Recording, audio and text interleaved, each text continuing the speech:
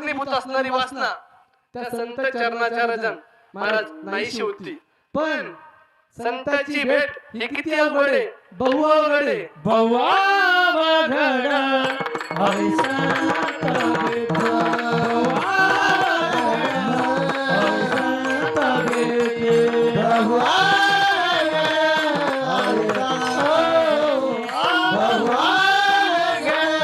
हरी संत भेट.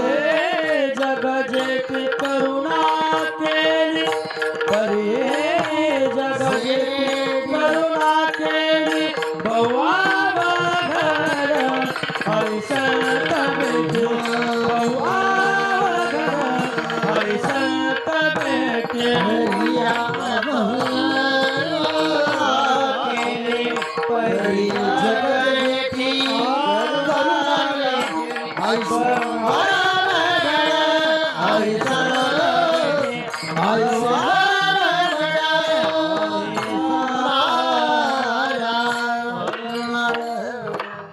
महाराज म्हणले बहु अवघड आहे संत भेटी. किती अवघड आहे तर नाथरायण काही प्रयत्नवादाची उत्तरे सांगितलं. चंद्रामृत सुखे सेववील, आनंद सुखे सेवलेला, हसता गाता रविवार वेला,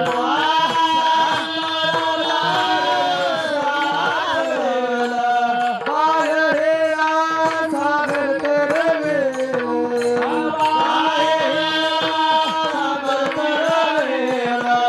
पंचा साधूची भेटी न होईला, पंचा साधूची भेटी न होईला, पंचा साधूची भेटी न होईला, पंचा साधूची भेटी न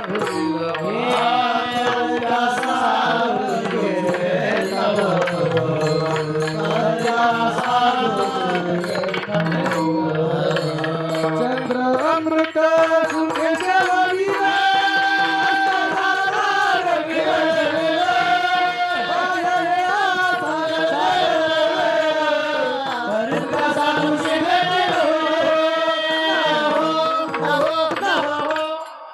महाराज म्हणतात चंद्रामृत सुखे सेववील, हसता जाता रविवार वेल, बाह्य हेला सागर तरवेल, परी त्या साधूची भेटी न होईल का. महाराज म्हणतात चंद्रामृत सुखान प्राप्त करता येईल. महाराज तुम्ही म्हणता आता महाराज आम्हाला सांगा कुठे अमृत. अमृत पौर्णिमेच्या रात्री हा चंद्र अमृताचा साडा टाकीत असतो बर का. ते फक्त आपल्याला काय आण घातलेली नाही. ते दर पौर्णिमेच्या रात्री चकोर नावाचा पक्षी तोच पक्षी ते प्राशन करू शकतो बर का. आधी प्रयत्न केले, आपण प्रयत्न करतो, पण चकोर पक्षी हा दर पौर्णिमेला करतो. ज्ञानेश्वरी मध्ये 8व्या अध्यायामध्ये वर्णन केले. चकोरा चंद्र अमृत पावले, ये रान भाऊनी काय वाहिले, परी डोळ्याने पाहिले वाया जाय. महाराज ज्ञानोबा म्हणतात आपण आपल्या हातोटी नाही बर का, अति प्रयत्न केले तर ते सुद्धा आपल्याला प्राप्त करता येतं. पण याच्या पुढे जाऊन सांगतात आस्ता जाता रविवार वेल, आस्ता जाता रविवार वेल कसं शक्य आहे महाराज. दुपार 12 वाजता ज्याच्याकडे पाहणं कठीण आहे, पाहणं कोणी पाहू शकतं का 10 मिनिटं सूर्याकडे, 10 मिनिटं त्याच्याकडे पाहणं 10 मिनिटं कठीण आहे. ते सूर्य कसा धरता येईल. पण पुराणामध्ये एक उदाहरण दिलं जातं बरं का. शांडिल्य नावाची पतिव्रता म्हणजे शांडिल्य नावाची एक वेश्या होती महाराज. बहिणीला भेटण्याकरिता गेली.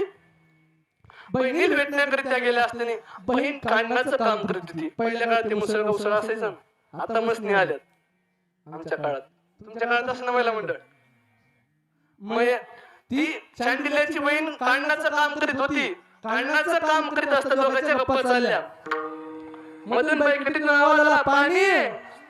मालकाचा आवाज आला तिच्या. महाराज वरी गेलेलं मुसळ, वरी गेलेलं मुसळ वरी सोडलं. तसलं मुसळ असून खाली आलं नाही बरं का. आताचे मुसळ कसे विठ्ठल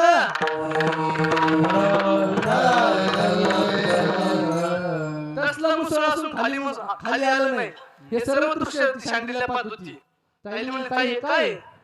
तिची बहीण म्हणजे याला पतिव्रते म्हणतात. विठ्ठल पतिव्रता होती महाराज. शांडिल्य म्हणे तिथे मला करता येईल का? काहून नाही? उद्या सकाळी उठायचं, सचेला आनंद म्हणजे वल्ल्या वस्त्रानं भगवान शंकराची मनोभावे पूजा करायची. आणि शेवटलं जो भगवान शंकराच्या पिंडीवर हार ठेवशील तोच हार उचलायचा आणि मागं पाहायचं. जो पहिला सापडेल तो तुझा पती. महाराज सांगितल्याप्रमाणे शांडिल्याने पूजावर केली. पूजावर केल्यानंतर हार ठेवला, मनोभावे नमस्कार केला आणि हार उचलला आणि मागं पाहिलं तर महाराज चिंध्या पायाला चिंध्या गुंडाळलेल्या, हाताची बोट हातातून रक्त गळायले, एक रगत किती फुटलेला माणूस. पण बहिणीने काय सांगितलं होतं? पहिला सापडल तोच. विठ्ठल गेली त्याच्याकडे, टाकली महाराज त्याच्या गळ्यात हार. तो म्हणला माझ्या वारुशी कोणी माणूस थांबत नाही आणि माझ्या गळ्यात हात कोण टाकला, हार कोण टाकला? महाराज ते सांगितलं मी तुमची अर्धांगिनी, आजपासून बिनधास्त काम सांगायचं. महाराज त्याला काहीच करता येत नव्हतं. ते आपल्याकडे म्हण नाही का, हावसन केलाय पतीने त्याला फुटली रगत भीती. विठ्ठल तशी गत झाली महाराज. त्याला प्रातर्विधी सहित याला करावं लागायचं महाराज. महाराज त्याची पतिव्रता झाली तेव्हा नंतर प्रातिव्रतेच्या नियमाप्रमाणे सर्व काम करू लागली. एके दिवशी ब्रह्ममुहूर्तावर पातिव्रत त्याचं विठ्ठल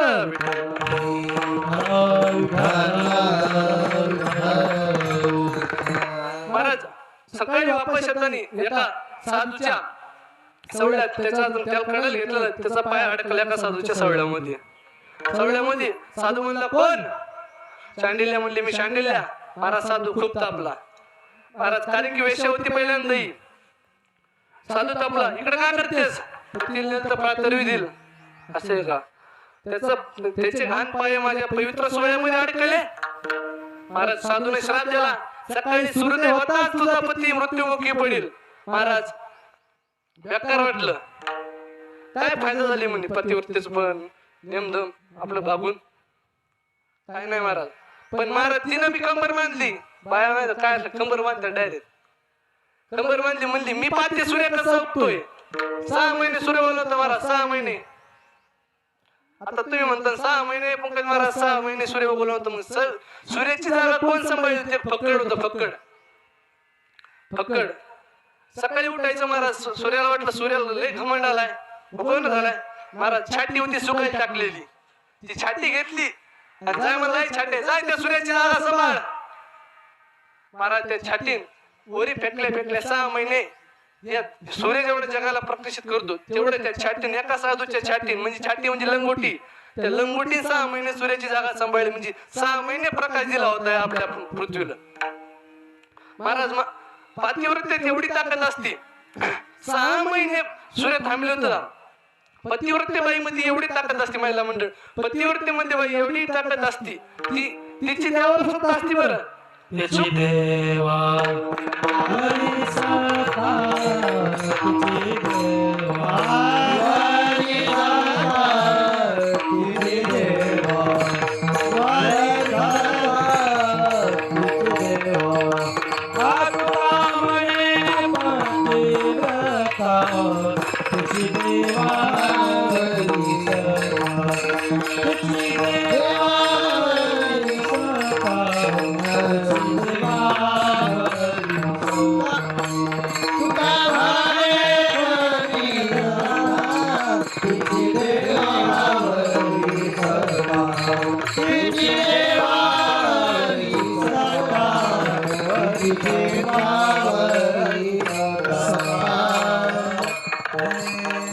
पतिव्रता स्त्री असते ना राजांनो, तिची देवावर सुद्धा सत्ता असते बरं का.